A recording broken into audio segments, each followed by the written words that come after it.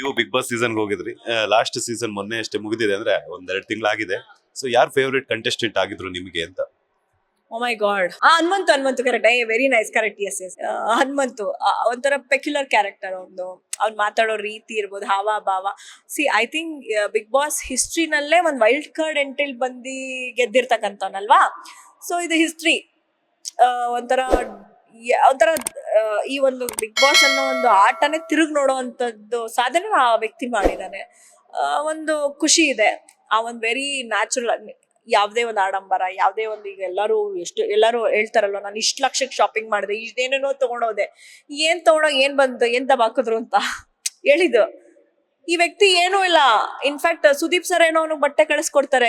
ಆದ್ರೆ ಏನು ಇಲ್ಲ. ಅಂದ್ರೆ ನಾವು ತಿಳ್ಕೊಬೇಕಾಗಿರೋಂಥದ್ದು ಏನಂತಂದ್ರೆ, ನಿಮ್ಮತನ ನೀವು ಬಿಟ್ಕೊಡದೆ ಇದ್ರೆ ನಿಮ್ಗೆ ಒಂದಲ್ಲ ಒಂದಿನ ಯಶಸ್ಸು ಸಿಗುತ್ತೆ. ನಿಮ್ ತನ ಬಿಟ್ಟು ಅಲ್ದೇ ಇರೋದನ್ನ ನಾವು ಟ್ರೈ ಮಾಡಕ್ ಹೋದ್ರೆ ಕಷ್ಟ ಸರ್ವೈವ್ ಆಗೋದು ಅನ್ನೋದಕ್ಕೆ ಆ ವ್ಯಕ್ತಿ ಅಲ್ಲಿ ಒಂದು ಉದಾಹರಣೆ ಅಲ್ವಾ, ಅಷ್ಟೇ. ಲೇಟೆಸ್ಟ್ ಹಾಗೂ ಇಂಟ್ರೆಸ್ಟಿಂಗ್ ಸುದ್ದಿಗಳಿಗಾಗಿ ಬಾಸ್ ಟಿವಿ ಕನ್ನಡ ಚಾನೆಲ್ನ ಸಬ್ಸ್ಕ್ರೈಬ್ ಮಾಡಿ.